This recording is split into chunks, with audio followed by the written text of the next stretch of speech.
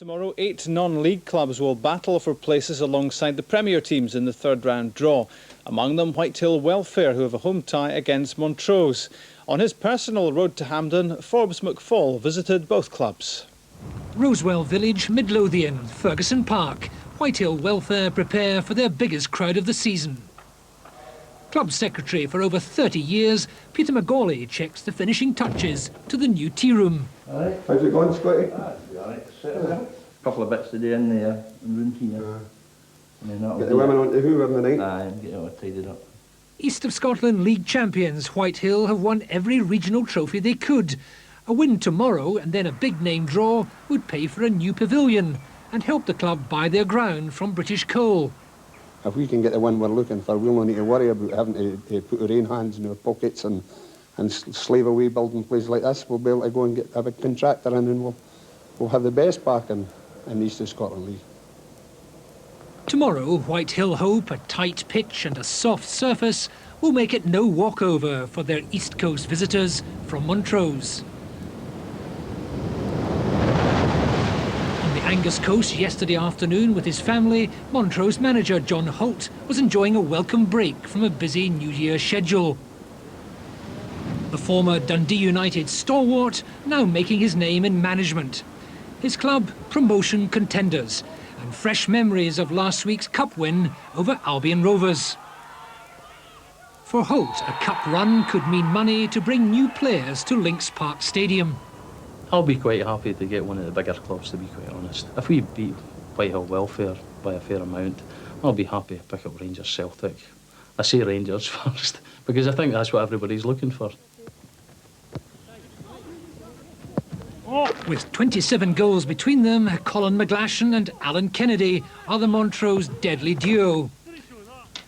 Travelling to watch them tomorrow, one of Montrose's most devoted fans. He hasn't missed a game in 5 years.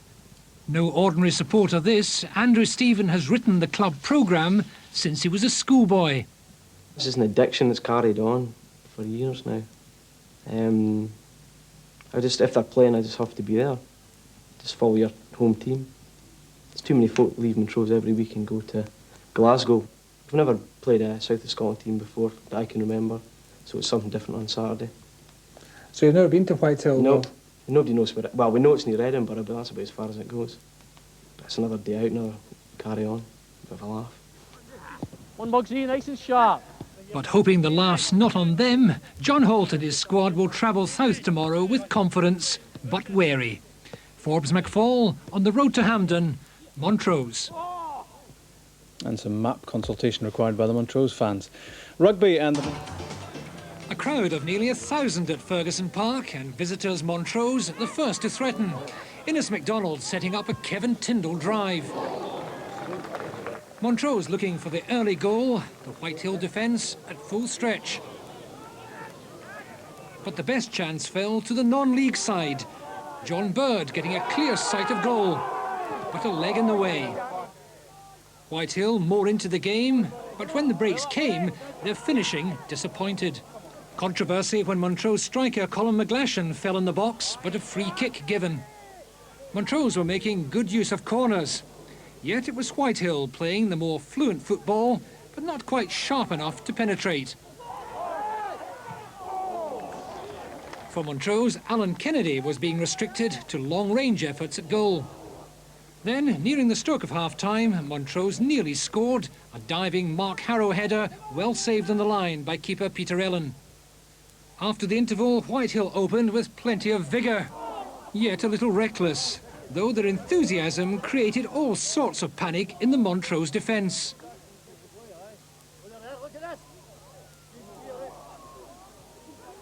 Whitehill were playing with a strong wind at their backs, and Michael Snedden nearly forced an own goal. In the last quarter, it was anyone's game, with Montrose stepping up the tempo, McGlashan with this effort. And Kevin Tyndall's cross just needed a head to connect.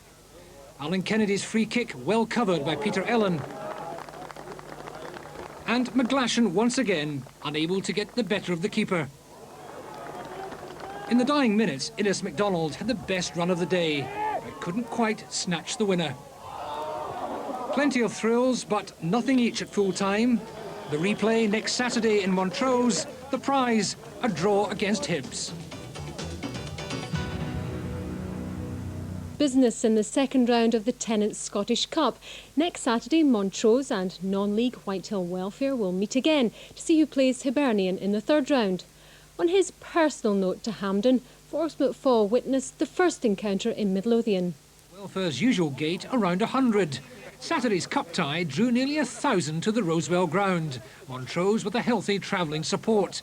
The East Coast visitors expecting a comfortable win. A special effort in local hospitality. Whitehill's new tea room ready for the day.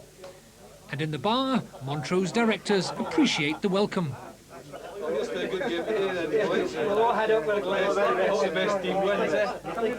No floodlights here, the crowd in for a 2 o'clock start. Montrose soon put Whitehill under siege. But it was the Welfare who nearly caused an upset with this chance. Nothing each at half-time. Montrose fans unhappy with their team's performance, and the Whitehill pie stall struggling to cope. The wind, the weather, pitch, it's not playing well. Hope the second half's a lot better than that against the wind. Pretty dire, but Montrose should beat them, no bother. But try as they might, Montrose couldn't beat the Whitehill keeper. After 90 minutes, the players shook hands on a goalless draw. For the Montrose support, a depressing journey home. Nightmare. Should beat teams like this, no bother. We didn't play very well, and we're probably lucky to be in the next round while still in the draw. The tea room was packed for the third round draw, both managers hoping for a big name club. And that was the way it turned out. We'll play Hibernian.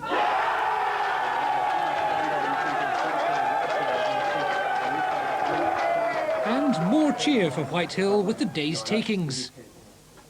You will have 2 more home gates like this, I think. Okay? No, but that's programme money.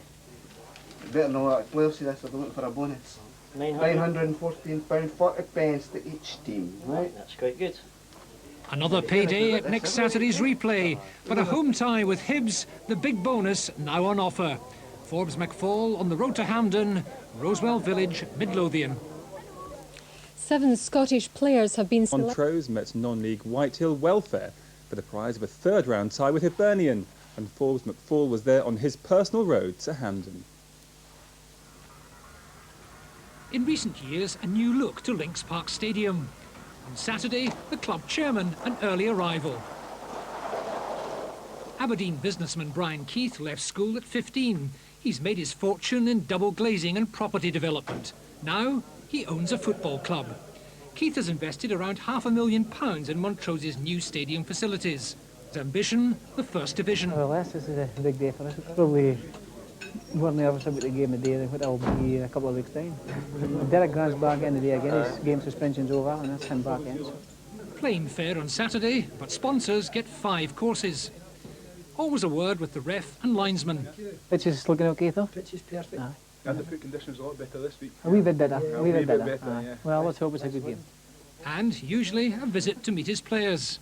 Hello, big man. Are you going to put them in the net today? Or are you going to... The Montrose fans expecting plenty of goals. Half-time draw, 20 pence a ticket. Montrose, a ground and stand, the envy of the visiting Whitehill Welfare fans. But they weren't cheering when Alan Kennedy opened the scoring for Montrose in 23 minutes. But Whitehill's David Miller equalised a minute later. Paul Masson was quick to restore Montrose's lead, which they held till half-time. Then, during the interval, a miner's lamp memento from the Whitehill committee. That's brilliant, thank you very much. Good player, well done. Thank you. Watch it's inscribed at the bottom there. You forgot to put the result in though. It began to look good for Montrose when Colin McGlashan made it 3-1. Then, just when it looked they might go under, Derek Steele put the Welfare back in with a chance. Yet it was short-lived. Mark Harrow teed up Alan Kennedy for Montrose's 4th. And Colin McDonald did the same for Levi Stephen, who clinched the game. 5-2 the final score. And after the match, Whitehill given a conducted tour of the stadium. Then, homeward bound from Midlothian, farewell to the Cup for another season. And Montrose, now preparing for their biggest game in years against Hibs. Forbes McFall on the road to Hampden.